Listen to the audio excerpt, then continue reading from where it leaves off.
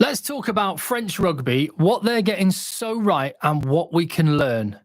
Because there is something in the water in France right now. They've just had their fifth straight winner of the Champions Cup, which, for my money, still the ultimate in club rugby, still the pinnacle, the highest quality of rugby, as close as you get to test match rugby in club colours, is the Champions Cup. And Bordeaux have won it. Stade Toulousain won it last year. We've had 2 years of La Rochelle winning it, and Stade Toulousain won it again, 5 in a row. What is French rugby doing, and what can we learn? And if you don't try and learn the lessons, we're destined for another 5 years where you're not able to compete.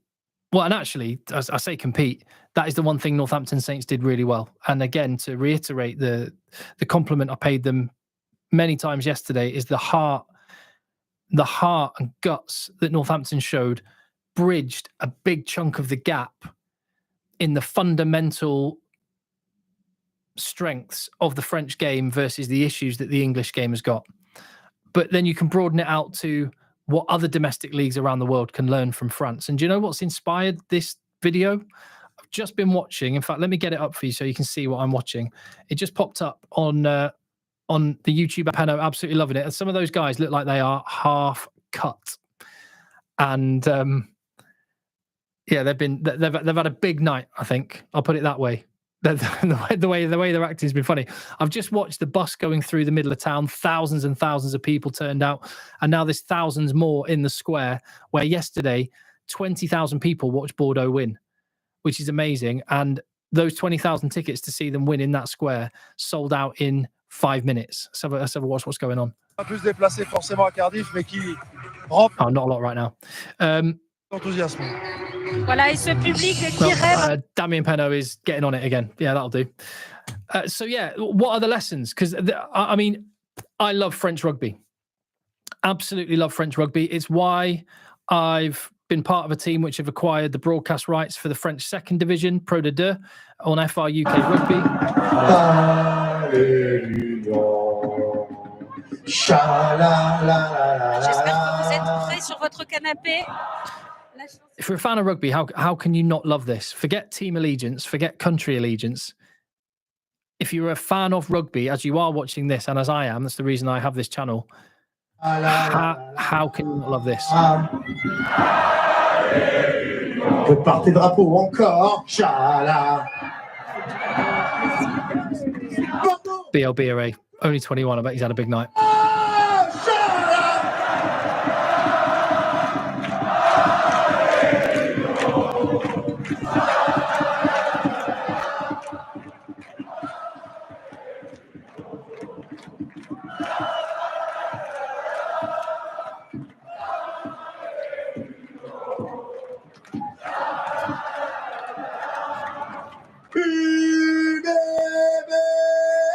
Champion d'Europe.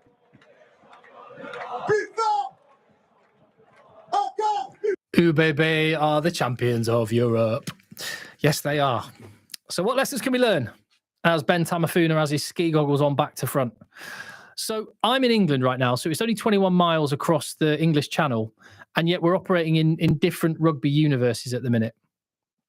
All right, let's turn this off. Let's have some real talk for a second. By the way, please let me know what you think in the comments down below. Give the video a thumbs up and hit subscribe. What lessons can we or should we learn? Or is the comparison with France and any other country not appropriate? Let me know if you think that as well, because I do recognise that what France has got is many, many towns and cities where rugby is the number one. And in England, just to use that comparison, football, I live in Manchester. Rugby doesn't get a look in here. Sale Sharks, they've got a really good team. And they've had some decent attendances compared to previous years. But it's absolutely dwarfed by football. Rugby's a minority sport here. In many parts of France, like Bordeaux, actually Bordeaux, they quite like their football as well. Rugby's massive. They have that audience that care and love rugby. And the only places on earth that you can liken that to is New Zealand, South Africa, and I would have said Wales. That's changed a bit in recent years, but that's partly because the WRU have done such a terrible job at being custodians of Welsh rugby. They've been awful. And that is the point, I think, is that the management of the sport, the decisions which people at the top have made, has directly led to some of the situations that we've seen with Welsh rugby and the WRU and all the issues that they've faced, with English rugby and the fact that professional teams have gone bust and there's financial issues and not out of the woods yet. They're trying to, and the RFU is having to more and more bankroll and take up the shortfall and subsidize English clubs. Look, I think I can even tell from lip reading. Let me just share the screen. Pretty sure they're singing "We Are the Champions" by Queen. We are the champion. Yeah. So I won't play that in case I get copyright strike for the music, but I can lip read and see what they were saying. Do you even win a tournament? Do you ever even win a trophy if you don't sing Queen's "We Are the Champions"? So, yeah, where was I? I'll come out of that and continue. So yeah, France have some obvious advantages that other teams don't. The population of the country absolutely love it, but there are others around the world that are exactly the same. And South Africa have changed their fortunes a little bit. They're getting more and more players back, and they're getting financial investment into their franchises, partly off the back of the fact that the country is so behind the Springboks. They are just an emblem of the country right now. And then you've got New Zealand, where it's maybe rugby's been in a slight decline compared to the popularity it's had before, but it's still right up there. Australia's obviously got its issues. It's like the fourth sport. In England, we're 21 miles across the channel, but there's so many good comparisons between England and France. Population, England 60 million, France about 67. The number of rugby clubs in the country is about the same, just below 2,000. The number of registered rugby players in the countries are similar. England's about 300, 350. France is more like nearly 400,000. But then is where, in the last decade, we've seen the two countries, England and France, just do that in terms of their rugby. And what's been behind that? I would summarize it in terms of long-term, big picture thinking. In other words, the administration of the sport. And that's where we can learn things from France. I don't know many people that have anything other than negative things to say generally about the administration of the sport. A lot of people have a lot of complaints about World Rugby meddling with laws all the time. I know in England, lots of people have lots of things to say about the WRU in recent years. The SRU in Scotland have had some issues.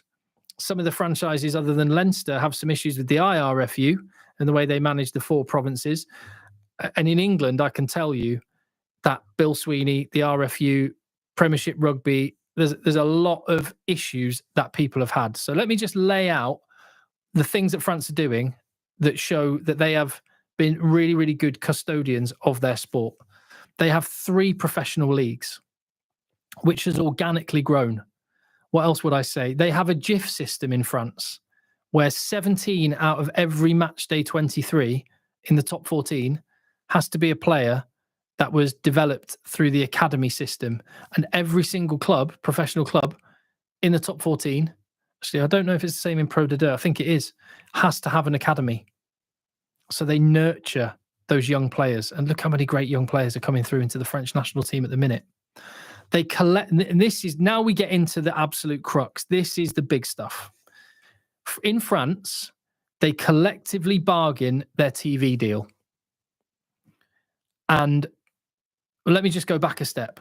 In France, in terms of club rugby, they have no priority shareholders. In England, you've got the Premiership rugby clubs who all have their shares, and any team that wants to come into the Premiership has to buy their way in for a massive amount of money.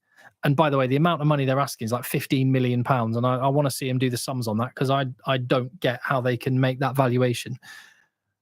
But unless you pay that money, you don't get any of the shares to the TV money.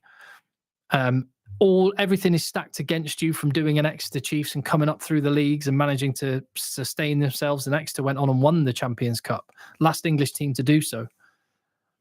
In France, there are no priority shareholders. If you are the president of Stade Toulousain, you have the same amount of voting power as the president of Vannes, bottom of the top 14, and of Béziers in Pro D2. They're all no, I was going to say I won't. They were just necking beer out of the Champions Cup trophy. Louis Bilbire and Penaud. So they all have the same amount of voting power. In fact, I'm going to turn that off because it's distracting. They have the same amount of voting power. And when they sat round a boardroom, this is what I love the most. The president of Stade Toulousain and of Bordeaux and of La Rochelle and of Racing 92, whoever it is, Toulon, they all sat there around a table and they voted to give 1/3 of the TV deal, which is the biggest TV deal in rugby, club rugby, by a mile, 770 million euros, I think it was, for the top 14. And those top 14 clubs sat around and said, let's give 1/3 of that money to Pro D2, the second division. Can you imagine? I mean, there's no planet on which the thought of giving a penny to the English second division would even cross the minds of a Premiership owner. But that is the difference in rugby in the two countries, in my opinion. Those French bosses went, we'll give some of our money because we're where the value is, the top 14. We'll give a not just some, a big chunk of our money, 1/3, to the teams in the division below. Why? Well, by having money in the French second division and a regular TV slot, which, by the way, I'm part of the team that has acquired, so you can see it in the UK and Ireland, FR UK Rugby, by the way, because it's an amazing competition. So 1/3 of their money goes to the second division. And what that does, and this is the amazing part, it cascades downwards, because then suddenly the incentive is there for people in the French third division or fourth or fifth division to go, we could get there. And so they invest in their facilities, they invest in their team, they get the town behind them, they come up through the leagues, and there's a financial incentive for them to do so. What is the incentive at the minute for someone in the English Championship to pile their money in? The guy that's been bankrolling Ealing Trailfinders, who've been top of the Championship for the last few years, he's just spending his kids' inheritance. They're never going to let him into the Premiership. They're just never going to let him in, because it operates like a cartel. I mean, you could argue it is a cartel. Whereas in France, they've got the incentive there for teams to come up through the ranks. And also, and here's the other genius bit of it, if a team in the top 14 goes down, and Stade Francais, they're in the second bottom position, big, powerful club, they've got a billionaire owner, not performing well. If they end up being either bottom or second bottom after the end of the last couple of rounds of games, and they go down, well, there's a safety net there in the form of a good competition where you get 1/3 of the money. So it's not going from all of the money to none of it. It's going from 2/3 to 1/3. It's not such a big drop. You can deal with that as you try and bounce back. And you get regular TV coverage. And as a result, you get fans coming into the stadiums. So you get rugby mad towns, you get rivalries, you get great matches, the sort of stuff that you'll be able to see the rest of this season and all next season on my other channel, FR UK Rugby. So I just think some of those fundamentals just demonstrate that France has a long-term time horizon with its thinking. It's trying to grow the whole pie, and it's thinking, we talk about growing the game all the time. In France, they're doing it. They're growing the game. They're growing it. And in England, my perspective on England as an example is that they're trying to hold on to their little slice, try and keep as much of it as they can. And I just want administrators in positions to grow it. Now, doing it exactly like they do it in France will not work in England. It will not work in South Africa, New Zealand, Wales, Scotland, Ireland, wherever, Australia. You have to do it right for your particular country. But there are some fundamental things which have led French rugby to get by far the biggest TV deal in the world. Incredible young talent coming through. A really, really deep level of professional rugby, 3 professional leagues, and that could turn into 4 before long. and 5 straight Champions Cup winners. And for all people, you know, and I've even mentioned the budgets and things of Bordeaux compared to Northampton's, that's relevant, but that's not a negative aimed at Bordeaux. Bordeaux have that budget because they've earned that budget, because the league has made great decisions. The club as a collective of clubs, they've done really good things. That means they're able to spend that much money because they're earning more than that. And that's one final thing I'll say. We've seen it in French rugby many, many times before, and there's a case going through now with Biarritz. You have to, at the end of every season, demonstrate, you have to say, at the start of a season, prove that you have the money and the means to fulfill your obligations and to do the things you say you're going to do. And if you don't do it, and if you play fast and loose with the financial rules, and we've seen English clubs go bust, automatically relegated, doesn't matter who you are, doesn't matter what you passed, how pally you are with the guys in power, you're down. So they look after the money side of things as well, which is where a lot of countries are going wrong. So just a few thoughts on France. I'd be really interested to know what you think. I think it's probably a really good time to have this conversation because, as I say, 5 in a row.